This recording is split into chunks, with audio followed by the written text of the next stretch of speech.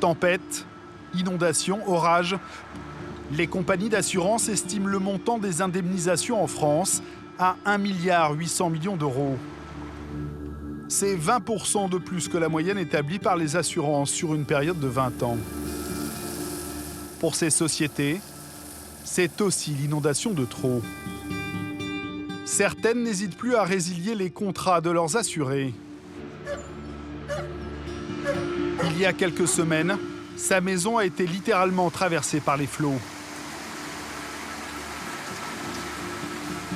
Depuis 6 ans, Jean-Pascal vit au rythme des crues. Ici, j'ai été inondé 5 fois. 2008, 2011, 2012, 2014. Ouais. Il a appris à vivre avec cette menace permanente. Il a pensé à tout. Chez lui, les téléviseurs sont fixés en hauteur. Mais il y a une chose à laquelle il ne s'était pas préparé, ce courrier de son assurance. Vous voyez donc l'assurance que j'ai là. Donc j'ai été 2 fois inondé chez eux, donc ils m'ont carrément dit, voilà. Donc nous regrettons de devoir mettre fin à votre contrat multirisque domicile D2 de cette résiliation est effectuée conformément à l'article L113-12 des codes des assurances, c'est-à-dire que c'est leur propre code à eux. C'est-à-dire que voilà, je suis dehors, donc j'ai plus d'assurance. Selon moi, c'est parce que je leur ai coûté cher, voilà.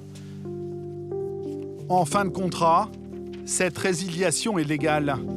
Jean-Pascal a dû retrouver une nouvelle assurance. Elle lui coûte 750 € par an, 2 fois plus qu'auparavant. Une garantie pour une maison qui aujourd'hui ne vaut plus rien. Votre maison aujourd'hui, vous ne pourriez pas la revendre?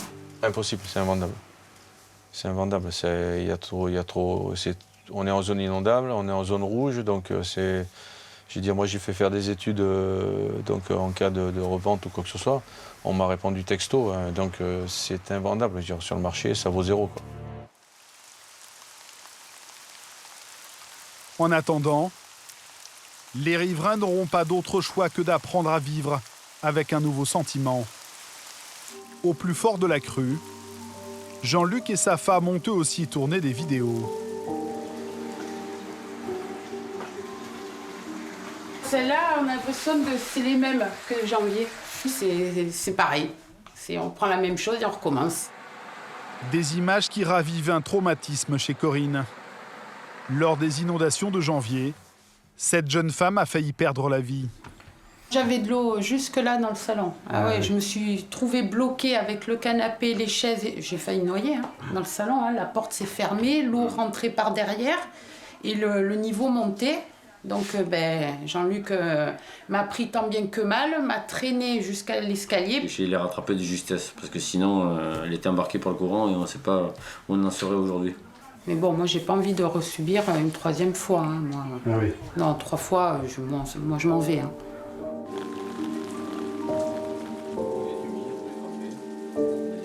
On peut pas vivre comme ça. À tout le temps surveiller la pluie, on vérifie jamais à la fenêtre, l'eau monter. J'avais pas peur moi avant, la pluie, le tonnerre et tout ça. Mais maintenant, on a cette peur qui est là.